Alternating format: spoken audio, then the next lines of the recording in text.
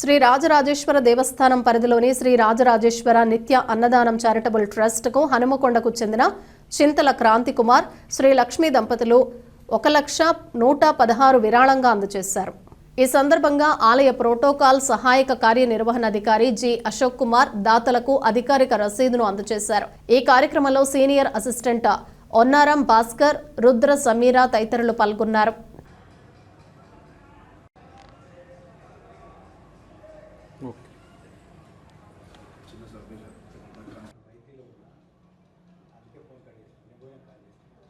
నా పేరు క్రాంతి కుమార్ చింతాల. మా నాన్నగారి పేరు నర్సయ్య గారు. మాది వరంగల్ నుండి నేను వచ్చాను. నేను మొదటి నుంచి మా తాతల కాలం నుంచి వేములవాడ దర్శనానికి వస్తుంటాము. రాజరాజేశ్వరి గారి మా ఇంటి దేవుడు, ఇంటి విలువేల్పు. నాకు ఏ చిన్న ఆలోచన కానీ ఏది వచ్చినా కానీ నేను ఫస్ట్ మా మొదటి నుంచి మా తాతల కాంచెలు వచ్చి ఈ వేములవాడ దర్శనం చేసుకుంటాము. అన్నీ అనుకున్నట్టు అవుతున్నాయి. మాకు మంచి జరుగుతుంది, ఆ నమ్మకం మంచి జరిగింది. ముఖ్యంగా ఏంటంటే నా చిన్న బిడ్డ పుట్టినప్పుడు కొద్దిగా మాకు ఇబ్బంది ఉండే. ఆ ఇబ్బంది హాస్పిటల్లో ఇబ్బంది అయితే నేను వెంటనే పెద్దలను అడిగితే ఫస్ట్ వేములవాడ పోయి రమ్మన్నారు. అప్పుడు వచ్చి నేను దర్శనం చేసుకున్నాను. భగవంతుని వల్ల నాకు